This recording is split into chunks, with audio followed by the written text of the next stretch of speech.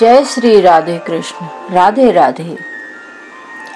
कृष्णं नारायणं वन्दे, कृष्णं वन्दे ब्रजप्रियं, कृष्णं द्वैपायनं वन्दे, कृष्णं वन्दे पृथासुतं। मैं शैलजा अपने चैनल पर आपका हार्दिक स्वागत करती हूँ। आशा करती हूँ आप सब स्वस्थ एवं प्रसन्न होंगे। जय श्रीमद् भागवत। जय श्री राधा वल्लभो विजते। चित्रकेतु को पार्वती का शाप। आज की कथा है चित्रकेतु को पार्वती जी का शाप। ये कथा शुरू करने जा रहे हैं। श्री शुकदेव जी कहते हैं, परीक्षित विद्याधर चित्रकेतु जिस दिशा में भगवान शंकर अंदर ध्यान हुए, उसे नमस्कार करके आकाश मार्ग से स्वच्छंद विचरने लगे। महायोगी चित्रकेतु करोड़ों वर्ष तक सब प्रकार के संकल्पों को पूर्ण करने वाली सुमेरु पर्वत की घाटियों में विहार करते रहे। उनके शरीर का बल और इंद्रियों की शक्ति अक्षुण्ण रही। बड़े बड़े मुनि सिद्ध चारण उनकी स्तुति करते रहते। उनकी प्रेरणा से विद्याधरों की स्त्रियां उनके पास सर्वशक्तिमान भगवान के गुण और लीलाओं का गान करती रहती। एक दिन चित्रकेतु भगवान के दिए हुए तेजोमय विमान पर सवार होकर कहीं जा रहे थे। इसी समय उन्होंने देखा कि भगवान शंकर बड़े बड़े मुनियों की सभा में सिद्ध चारणों के बीच में बैठे हुए हैं।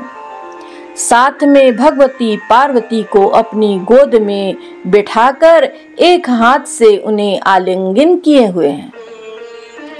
यह देखकर चित्रकेतु विमान पर चढ़े हुए उनके पास चले गए और भगवती पार्वती को सुना सुना कर जोर से हंसने और कहने लगे। चित्रकेतु ने कहा, अहो, ये सारे जगत के धर्म शिक्षक और गुरुदेव हैं। ये समस्त प्राणियों में श्रेष्ठ हैं। इनकी यह दशा है कि भरी सभा में अपनी पत्नी को शरीर से चिपका कर बैठे हुए हैं।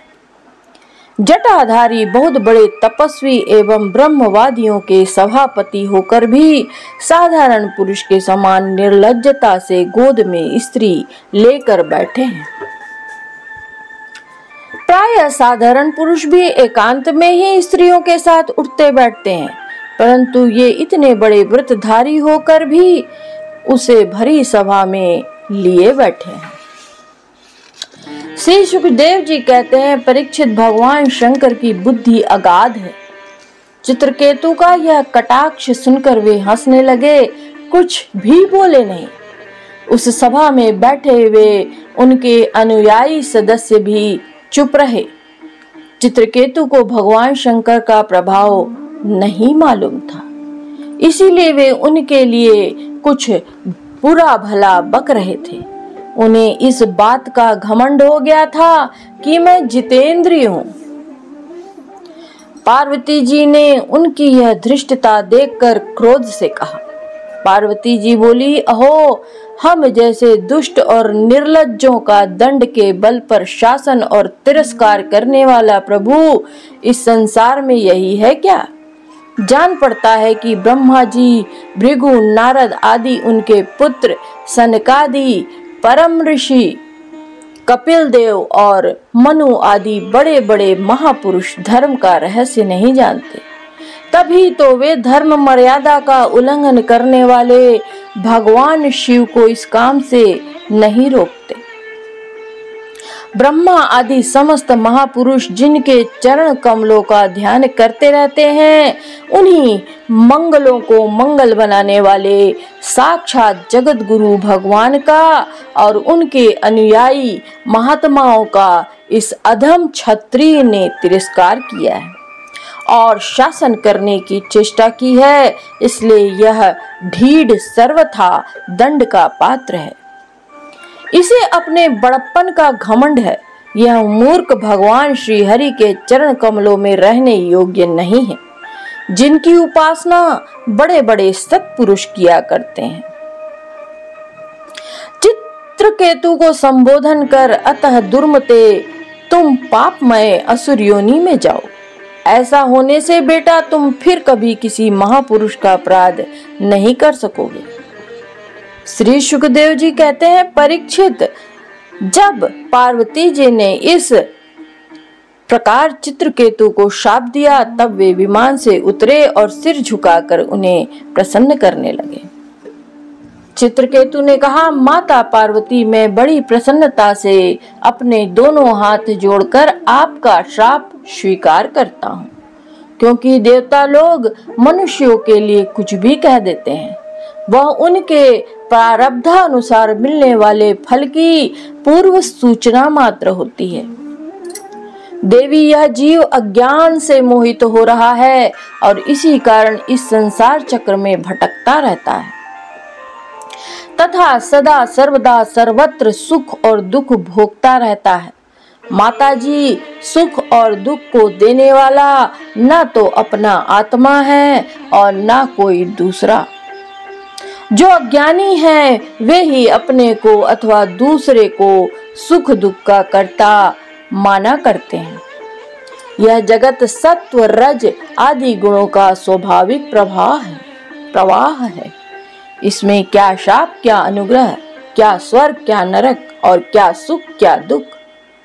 एकमात्र परिपूर्णतम भगवान ही बिना किसी की सहायता से अपने आत्म स्वरूपिणी माया के द्वारा समस्त प्राणियों की तथा उनके बंधन, मोक्ष और सुख दुख की रचना करते हैं। माताजी, भगवान श्री हरि सब में सम और माया आदि मल से रहित हैं। उनका कोई प्रिय अप्रिय, जाति बंधु, अपना पराया नहीं है। जब उनका सुख में राग ही नहीं है, तब उनमें राग जन्य क्रोध तो हो ही कैसे सकता है। तथापि उनकी माया शक्ति के कार्य पाप और पुण्य ही प्राणियों के सुख दुख, हित अहित, बंध मोक्ष, मृत्यु, जन्म और आवागमन के कारण बनते हैं। पति प्राणा देवी, मैं शाप से मुक्त होने के लिए आपको प्रसन्न नहीं कर रहा हूँ। मैं तो यह चाहता हूँ कि आपको मेरी जो बात अनुचित प्रतीत हुई हो उसके लिए क्षमा करें। श्री सुखदेव जी कहते हैं, परीक्षित, विद्याधर चित्रकेतु भगवान शंकर और पार्वती जी को इस प्रकार प्रसन्न करके उनके सामने ही विमान पर सवार होकर चले गए, वहां से चले गए। इससे उन लोगों को बड़ा विस्मय हुआ। तब भगवान शंकर ने देवता, ऋषि, दैत्य, सिद्ध और पार्षदों के सामने ही भगवती पार्वती जी से यह बात कही। भगवान शंकर जी ने कहा, सुंदरी, दिव्य लीला बिहारी भगवान के निःस्पृह और उदार हृदय दासानुदासों की महिमा तुमने अपने आंखों से देख ली। जो लोग भगवान के शरणागत होते हैं वे कभी किसी से नहीं डरते, क्योंकि उन्हें स्वर्ग, मोक्ष और नरकों में भी एक ही वस्तु के केवल भगवान के ही समान भाव से दर्शन होते हैं। जीवों को भगवान की लीला से ही देह का संयोग होने के कारण सुख दुख, जन्म मरण, शाप, अनुग्रह आदि द्वंद्व प्राप्त होते हैं। जैसे स्वप्न में भेद भ्रम से सुख दुख आदि की प्रतीति होती है और जागृत अवस्था में ब्रह्मवश माला में ही सर्व बुद्धि हो जाती है, वैसे ही मनुष्य अज्ञानवश आत्मा में देवता, मनुष्य आदि का भेद और गुण दोष आदि की कल्पना कर लेता है। जिनके पास ज्ञान और वैराग्य का बल है और जो भगवान वासुदेव के चरणों में भक्ति भाव रखते हैं, उनके लिए इस जगत में कोई भी वस्तु नहीं है जिसे वे हे या उपादेय समझकर राग द्वेष करें। मैं ब्रह्मा जी, सनकादि, नारद, ब्रह्मा जी के पुत्र भृगु और मुनि, बड़े बड़े देवता, कोई भी भगवान की लीला का रहस्य नहीं जान पाते। ऐसी अवस्था में जो उनके नन्हे नन्हे से अंश हैं, नन्हे नन्हे से अंश हैं और अपने को उनसे अलग ईश्वर मान बैठे हैं, वे उनके स्वरूप को ही जान ही कैसे सकते हैं। भगवान को ना तो कोई प्रिय है और ना अप्रिय, उनका ना तो कोई अपना है और ना कोई पराया। वे सभी प्राणियों की आत्मा है, इसलिए सभी प्राणियों के प्रियतम है।